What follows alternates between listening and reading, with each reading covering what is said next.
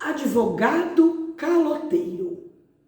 Sempre que um advogado é contratado, e normalmente ele o é justamente pela especificidade do serviço, quando esse serviço ele não é prestado de forma adequada, gera uma enorme frustração.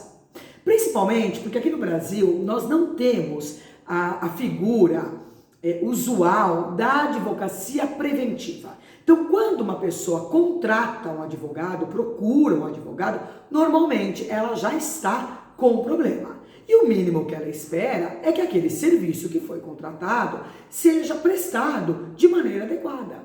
E pior, em tempos de crise, nós sabemos como é a dificuldade na contratação de um advogado particular. Muitas vezes a Defensoria Pública, que presta os serviços para quem não tem condição financeira, é abarrotada de serviço. E as pessoas comprometem as suas finanças tentando contratar um advogado particular, e na maioria das vezes contratando, sacrificando o seu próprio dinheiro para que possa ter um profissional de maneira particular para atuar no seu caso.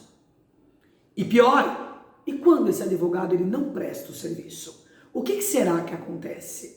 O que será que acontece quando um advogado ele é contratado, ele é pago e ele não entra com a ação? Será que o cliente tem o dever de ser indenizado?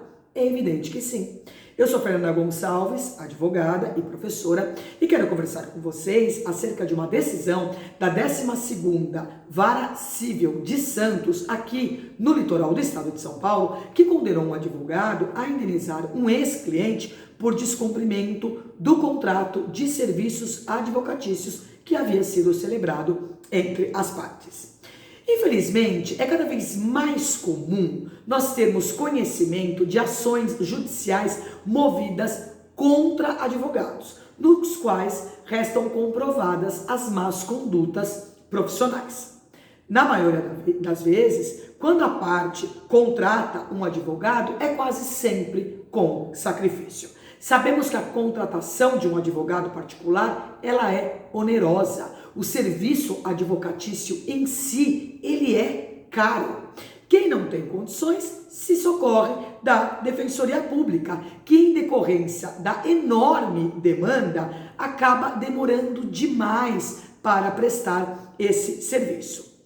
Quando um serviço ele é contratado, seja de qual natureza for, o que se espera é que ele seja prestado. Agora, imaginem a seguinte situação.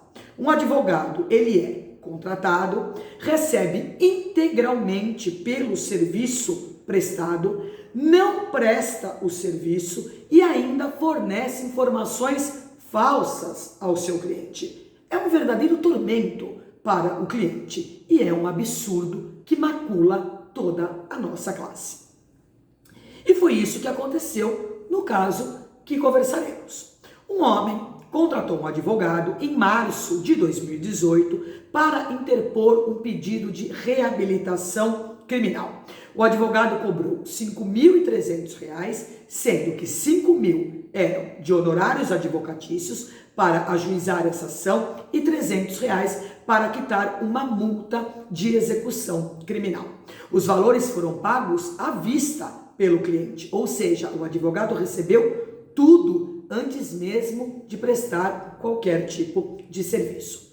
Apenas a título de esclarecimento, que esse é sempre o nosso objetivo, simplificar o direito, a reabilitação criminal, que era o objetivo desta ação, é uma declaração judicial de que o condenado cumpriu ou que foi extinta de qualquer outra forma a sua condenação, ele estando apto dessa forma a viver em sociedade, fazendo desaparecer todos os efeitos da sentença criminal e ser imposto sigilo sobre o registro de seus antecedentes criminais. Se o condenado ele está reabilitado, uma empresa, quando vai contratar, ela não tem acesso a essa informação. A informação sempre ficará nos dados da Secretaria de Segurança Pública, mas para outras pessoas consultarem, ela não aparece mais. Ele está justamente no termo, ele está reabilitado.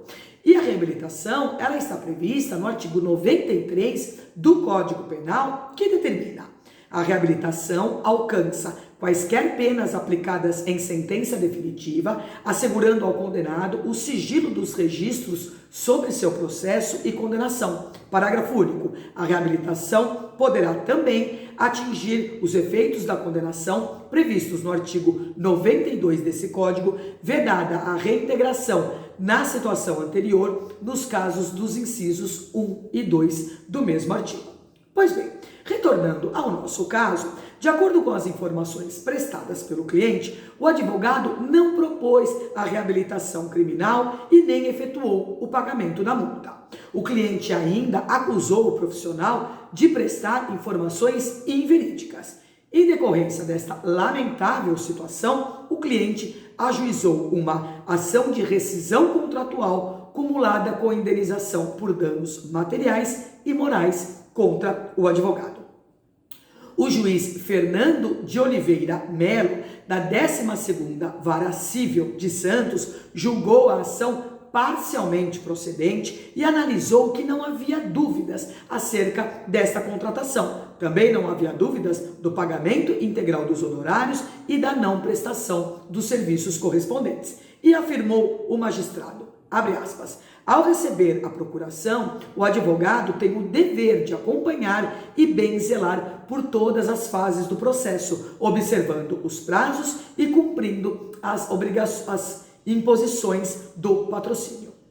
O juiz ainda teceu comentários acerca da responsabilidade do advogado e da importância da advocacia como administração da justiça. Vejamos, abre aspas novamente. Assim sendo, o reconhecimento dos danos morais indenizáveis não se relaciona diretamente com a eventual desídia ou imperícia do réu na obrigação de ingressar com um pedido de reabilitação criminal no interesse do autor, mas sim com o fato de que o réu, aproveitando-se inclusive da confiança que lhe foi depositada, agiu de forma irregular e negligente ao deixar de cumprir com a obrigação a que se comprometeu, além de não prestar as informações adequadas. E finalizou, abre aspas, não se pode considerar a falha perpetrada pelo patrono como mero aborrecimento ou incômodo, até mesmo porque, nos termos do artigo 133 da Constituição,